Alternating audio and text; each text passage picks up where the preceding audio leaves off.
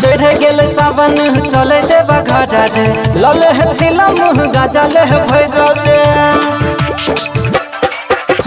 चढ़ गेल सावन चले देवा घर रे लले है चिला मुँह गजले है भैर रे सब कोई चल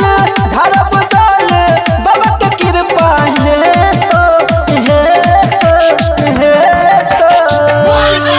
चल रे तो सावन में भोले दानी दर्शन देखे तोरे बाबा छै दयालु तोरा लभर सा मिले तोरे बाबा छै दयालु तोरा लभर सा मिले तोरे भोला छै दयालु तोरा बाबा छै दयालु तोरा भोला छै दयालु बाबा छै दयालु तोरा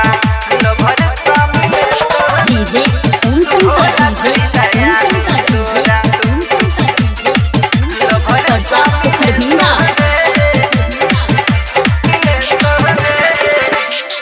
सावन में झूमै छाई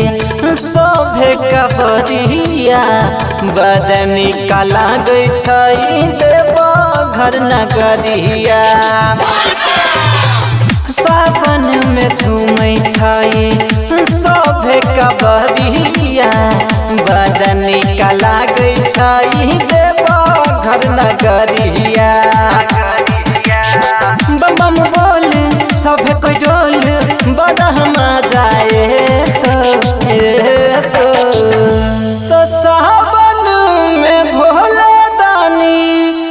दर्शन देखे तोरे बाबा छै दयालु तोरा लभर सा मिले तोरे बाबा छै दयालु तोरा जान सा मिले तोरे भोला छै दयालु तोरा मिथिलांचल रिकॉर्डिंग स्टूडियो किसान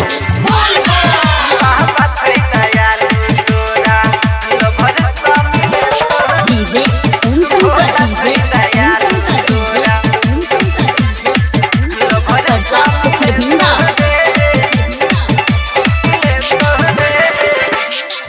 और जिला गावे चले भोला के दुआरी देता बाबा ये को कनिया कुमारी और जिला गावे चले भोला के दुआरी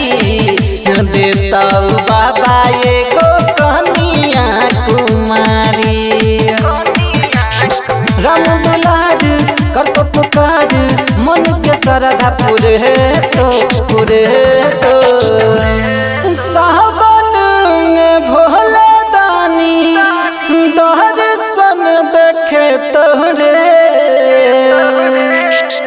बाबा छै दयालु तोरा लभर सा मिले तोरे बाबा छै दयालु तोरा लभर सा मिले तोरे भोला छै दयालु तोरा मिथिलांचल रिकॉर्डिंग स्टूडियो किसानपुर।